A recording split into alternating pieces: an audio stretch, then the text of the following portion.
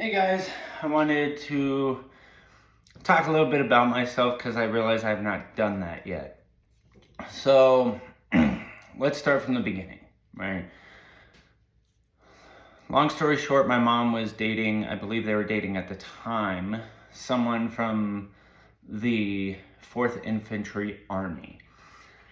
And we were down in New Mexico with family, 4th of July time. And I was used to when the adults left, it was adult time pretty much. Like, oh, they're doing grown up things. I'm young. I'm like 6, 7, I believe. And I got invited to go. And I was like, ooh, I'm a big kid. That was my thought, right? That's your thought when you're a little kid and you go hang out with the adults. You're like, I'm a big kid now. But anyway, we went out to a place out in New Mexico to go shooting. It was my first time ever. I have no recoil management at this age. So, the gentleman that was in the Army, he assisted in me shooting. And it was an awesome experience. It was. And I feel like that kind of sparked the whole Second Amendment aspect for me. And then fast forward to some years later, I think I'm old enough to drink at this point. And I get involved a little bit more. And there's a gentleman where he has some firearms and he's like, hey, let's go to the range, pretty much. And I'm like, cool, let's go. So the very first firearm I shot was a revolver. That was forever ago. I don't remember what one it was. I believe it was a 6-shot revolver. And then I go and do a XD with this gentleman. And it was a cool experience because the platform was totally different. And that was the first time I shot since I was a kid. And then I was like, heck yeah. So I went, I think after that, and bought my first firearm ever. Ended up not really liking it, but I learned. And now I have a better understanding of what I like, which is awesome. So then I purchased I had that one for a while, changed careers. I'm more of an enthusiast at this point, and landed the job I'm at now that I've had for the last 7 years. I've made more purchases in the last 7 years than I have probably since I was 21, to be fair. And it started off kind of being an enthusiast kind of thing. I did get my concealed carry because I was informed that you have to go through a process for that out here in Colorado. And I was like, cool, I'll do it, whatever. Found a place to do it, did it. And I was like, ooh, that's really cool. I want to do more of this. This is where my brain was at. I want to do more of this. So then I started looking up some classes, and they're all on work days. And I'm like, crap, I don't want to call out really to do this. So I tried to find one. I took a reloading class. I called out of work for that. I saw that I could still financially live at that point in time. So I was like, cool, I'm going to do more classes. But I'm going to be cautious on how I do it so I can still make sure I can afford all the things I needed to afford. Went and got a reload press, all this stuff, and I was like, sweet, I'm set up, let's go. And then COVID hit. Screwed everything up. We know how that went down. But that's when I realized how shadow banning worked. Because for that whole, 2 years, I didn't see a single notification from anybody I was following. Not a single person at all. It was hard to get anything for reloading, so I was like, man, this sucks. I couldn't find primers, I couldn't find projectiles, I couldn't find anything. Now that it's more available, I'll probably get back into that a little bit more. I didn't see a single notification from anyone I was following, not a single person. And the way my brain works is if it's not there, it doesn't exist. So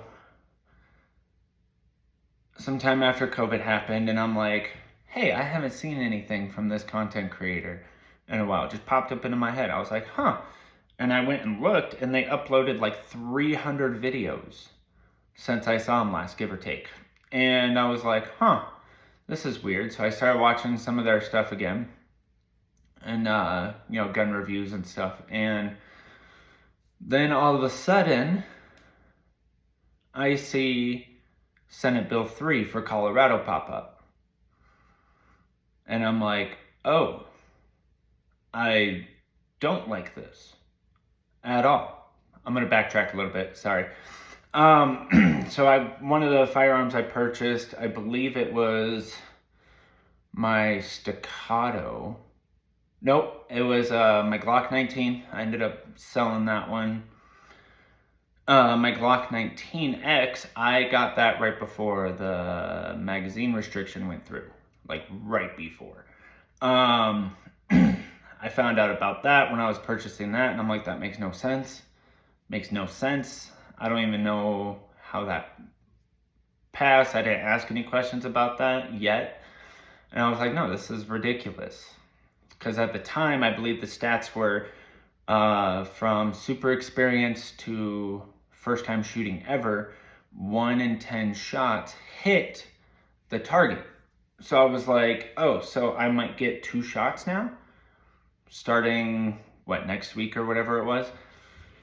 I think it was like a few weeks out, maybe a month out from there. I don't fully remember. And I was like, oh, that's kind of ridiculous.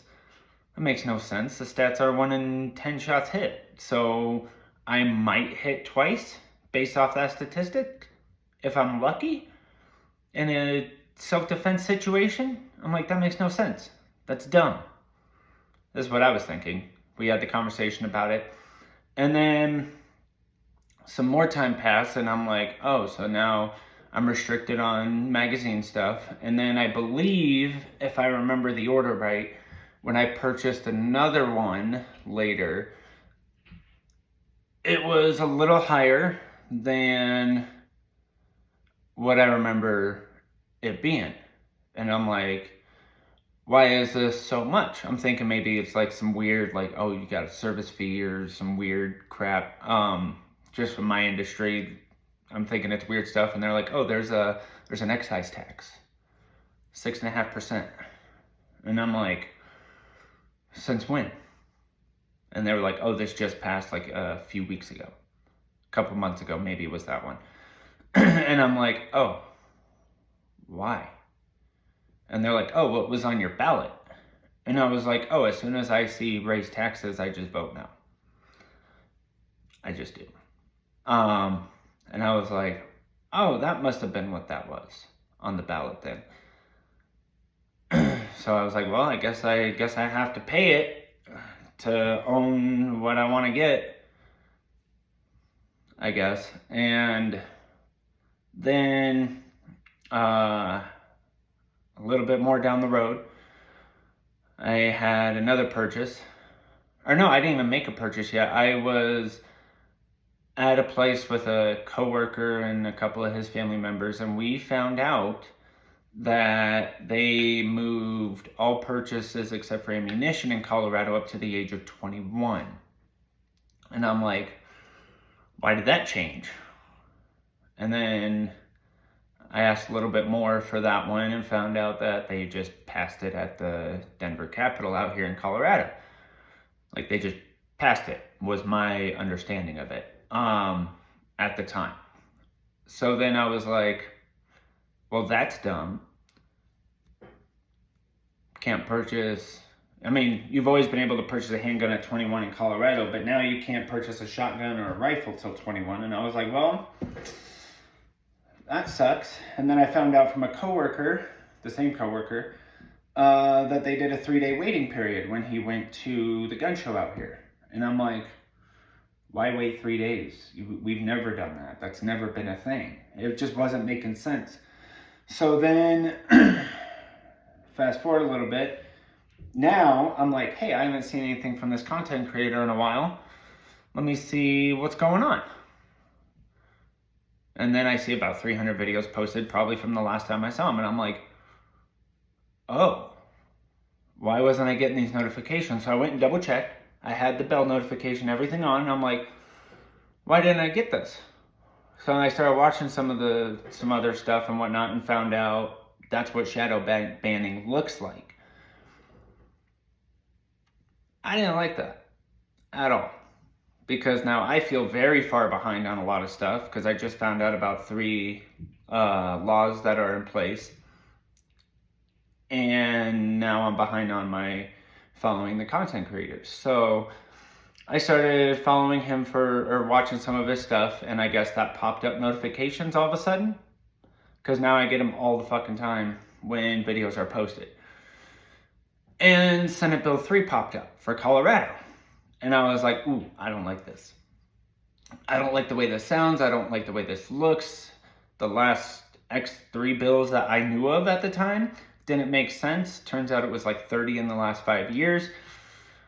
Some of them for consumers, some of us for the shop owners, and so on and so forth. And I'm like, hold on, 30? So then I find out from Senate Bill 3 from Coleon Noir and Washington State Gun Law, from those guys, and then I'm trying to do what I can to keep up to date with it, because I'm like, there's already a few things I don't disagree with, and I already don't disagree with this on the face. And then that's when I found some local people. So then I started following them because they were giving the updates as it happened, and they were like, hey, this is the day for the Capitol, and then they're like, oh, no, it changed, and blah, blah, blah, and that was a whole mess. So then I started following those guys locally. And I was like, all right, I'm going to go do this. So then I called out of work to go testify. And that was absolutely crazy. To like, not in like a, well, it was kind of a bad way, I guess, because it passed and it goes into effect August 1st of 26. But it was interesting to get that experience. In a good way for me. I wish I knew how to do that sooner. I really do. I really do wish I knew how to do that sooner and get more involved, because now I'm like pedal to the floor. How can I be involved more with everything? And a lot of things of what I've learned is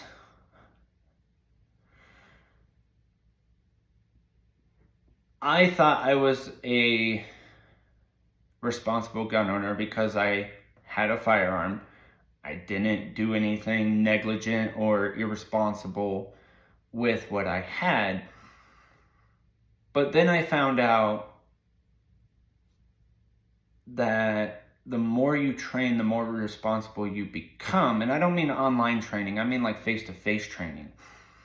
And I was already trying to do that when COVID hit, but now there's no more options, there's more opportunities, which is great. There's a lady close by that does weekends. I'm like, let's go, because now I don't have to call out of work to do that. I don't have to lose out on money to get training, which is awesome. I fucking love it. So I'm definitely going to be pushing more on training. And honestly, I should have been on training sooner. I should have. I just did a class yesterday from this video being posted. And the stuff I learned in my concealed carry class and that class, way different now because of all the laws that have changed. So with that, I now understand better. I understand better that training will always change, whether you're taking a legal course or let's just say you're doing a home defense pistol course. That's gonna change over who knows how long of a course. It could change over 6 months. It could change in a couple months. It could change in a year, 5 years. But I'm realizing how important it is to stay up to date on that stuff. And I wish I knew that sooner. And I'm advising everyone who watches this to go take a course. Go take a class. Keep up to date with your class. Even if you do a class, that doesn't mean you know everything. You still have to keep up on that with actual training. And that's something that I learned. I have ways of doing it at home, like the Mantis system. I love it. I love it. Even when I wasn't really going to the range that often, I still used it, and my shooting is better as long as I keep up on it.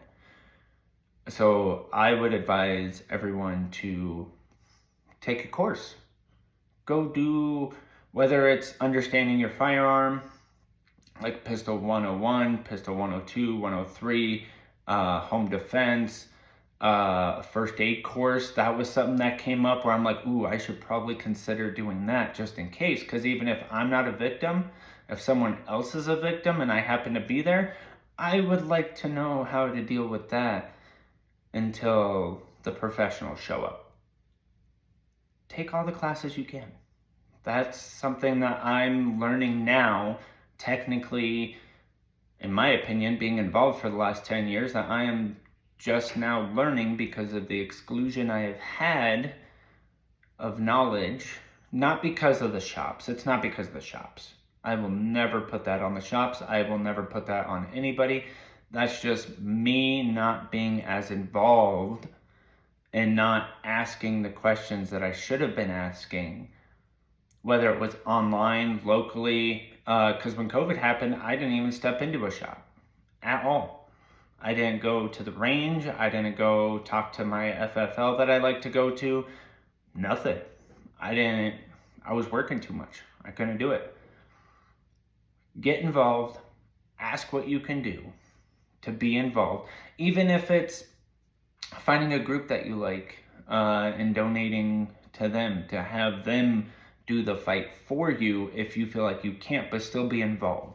Understand how the things work. If you work a lot like how I do, send an email out to your representatives. They probably won't read it, so calling's probably better. If you have time during a lunch break, call. Get involved. Whether it's in a legal aspect or training for yourself or just going to a shop and asking. Get involved. It's eye-opening. It's made a huge difference for me. This video is a little bit longer than I thought it was going to be, but I figured I'd be transparent and let you guys know a little bit about myself. Till next time. Don't forget to like and subscribe, and don't forget to hit that notification button under the subscribe button to get more videos from me so you're always up to date with what I put out. Till next time.